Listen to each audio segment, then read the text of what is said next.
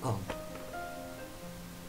Легенда за мистичния град, в който хората говорили с боговете. В сърцето на Родопите, върху висок каменен хълм, се издига древно светилище, което векове наред е пазило тайните на боговете. Това е Перперикон, каменният град, в който легендите оживяват, а историята и митът се преплитат.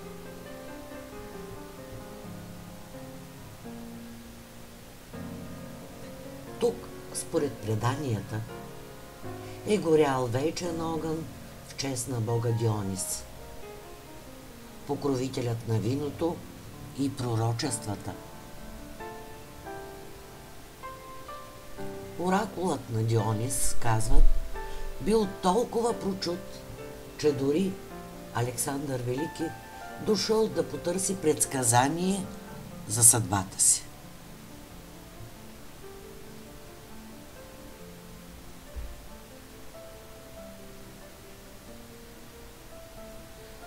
Перперикон е не просто легенда.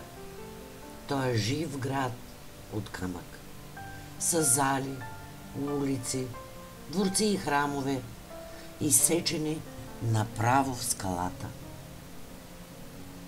Смята се, че животът тук е кипял още преди повече от 8000 години. От неолита до късната античност.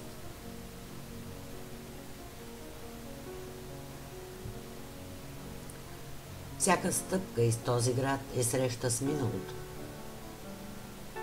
Някои вярват, че тук хората са общували с боговете, че Перперикон е бил врата между земното и божественото.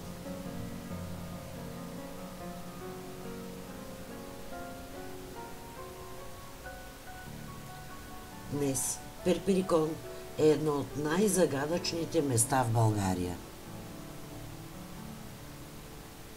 Каменният град мълчи, но неговото ехо от древността продължава да ни пита колко от божественото все още живее в нас.